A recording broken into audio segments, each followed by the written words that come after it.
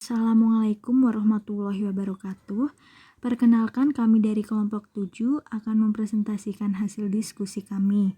Sebelumnya, kami akan memperkenalkan anggota kelompok kami. Yang pertama, Panji Chandra Setiawan, NIM 1702010135. Yang kedua, Febiana Nindita, NIM 1702010139.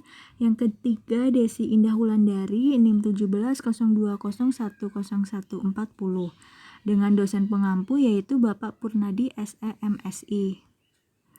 Selanjutnya di sini kelompok kami akan membahas tentang strategi perubahan dan organisasi pembelajaran. Strategi perubahan. Inti setiap perubahan besar adalah proses penentuan strategi. Sebagian menyebutnya strategi cost. Binberg memandang strategi cenderung sebagai hal yang muncul dan terbentuk tanpa mesti melewati aktivitas perencanaan strategi secara eksplisit. Strategi muncul dan terbentuk dari serangkaian pilihan, sebagian eksplisit dan sebagian lagi lebih bersifat implisit. Contohnya, perilaku karyawan, dan oleh karena itu secara langsung dipengaruhi oleh budaya perusahaan. Selanjutnya ada kemampuan untuk berubah bisa ditingkatkan dengan melakukan proses kompetitif benchmarking, menaksir perusahaan dalam berbagai dimensi, seperti 1. Pemasaran, 2. Logistik, 3. Karyawan, dan yang terakhir operasi dan isu-isu organisasi lainnya, bisa membantu perumusan ide-ide menyangkut kekuatan dan kelemahan serta bagaimana cara meningkatkan kinerja. Competitive benchmarking adalah proses berkesinambungan untuk mengukur produk, jasa, dan praktek-praktek terhadap kompetitor terkuat atau perusahaan-perusahaan yang diakui sebagai pimpinan industri, yaitu menurut Milborough tahun 1993.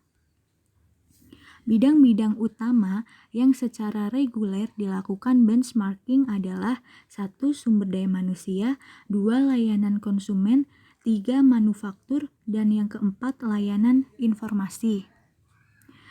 Selanjutnya, 3 kondisi yang diperlukan dalam mewujudkan perubahan efektif. Yang pertama, kesadaran atau awareness. Yang kedua, kapabilitas atau capability. Yang ketiga, keikutsertaan atau inclusion. Perumusan strategi perubahan. Ketika menimbang-nimbang strategi tertentu harus menyadari ketergantungan kemungkinan-kemungkinan perubahan pada apakah 1.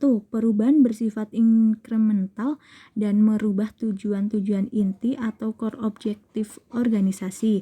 Yang kedua, perubahan bersifat inkremental dan hanya merubah tujuan-tujuan periferal atau peripheral objektif organisasi. Yang ketiga, perubahan bersifat radikal atau besar-besaran dan merubah tujuan-tujuan inti organisasi. Yang keempat, perubahan bersifat radikal atau besar-besaran dan hanya merubah tujuan-tujuan periferal organisasi.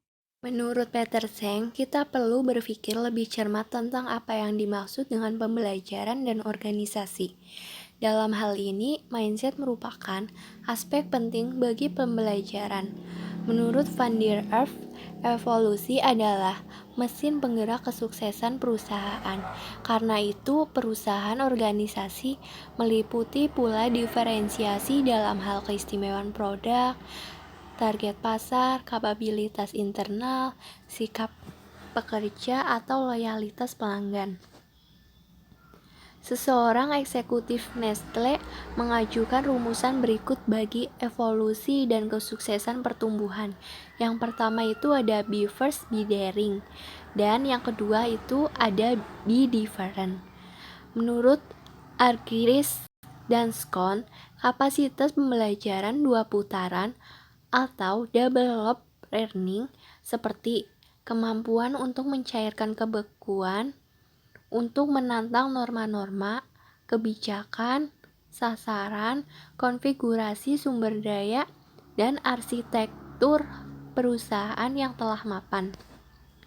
Paradigma sosial yang menggerakkan dunia modern kini sedang bergeser dari pandangan mekanis dan terfragmentasi menuju paradigma baru melalui perubahan-perubahan berbagai dimensi, seperti dari fokus pada bagian-bagian menjadi pandangan holistik, Dari perhatian pada struktur menjadi kepedulian pada proses. Dari perubahan revolusioner menjadi perubahan evolusioner. Dari sains objektif menjadi pemahaman bagaimana cara kita belajar. Dari hierarki menjadi jaringan sebagai metafora pengetahuan. Dari dominasi dan kontrol menjadi pendekatan kooperatif. Van der Erf tahun 1994 menggambarkan pergeseran paradigma sebagai yang pertama, dari kuantifikasi dan kepastian menjadi diferensiasi dan ketidakpastian. Yang kedua, dari bagian-bagian menjadi keseluruhan. Yang ketiga, dari organisasi untuk menyelesaikan tugas menjadi organisasi diri untuk mendorong kreasi. Yang keempat, dari pembelajaran single lob menjadi pembelajaran double lob. Hal-hal sebagai berikut melalui program komunikasi cascading, lokakarya perubahan, program manajemen kinerja, dan penggunaan mekanisme pasar. Yang pertama, menawarkan kerangka pemikiran baru mengenai perusahaan, kinerja, dan pasarnya, dan seterusnya. Yang kedua, menyiapkan pengetahuan tacit atau tersirat. Yang ketiga, melakukan pembelajaran dengan cara scoping perfection. Yang keempat, meredam politik destruktif. Yang kelima, mendorong perubahan cepat melalui diferensiasi. Kelima, keterampilan atau karakteristik bagi organisasi pembelajaran itu yang pertama, system thinking atau pemikiran sistem. Yang kedua, ada personal mastery atau penguasaan personal. Mode mental itu yang ketiga. Yang keempat, ada membangun visi bersama. Dan yang kelima, pembelajaran tim. Semua organisasi melalui EcoCal yang terdiri dari 8 tahap. Pertama, manajemen strategi. Kedua, konsolidasi. 3, krisis. 4, kebingungan. 5, kepemimpinan berkarisma. 6, jaringan kreatif. 7, pilihan. 8, inovasi. Salah satu isu yang kerap disebut namun jarang dianalisa dalam perubahan strategis adalah masalah pemilihan waktu atau timing. Daftar Hirsch yang meringkas faktor-faktor kunci model tersebut.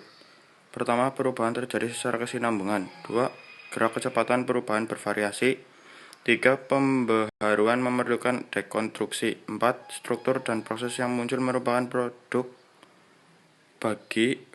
pembagi faktor, termasuk kendala-kendala yang dipaksakan oleh lingkungan.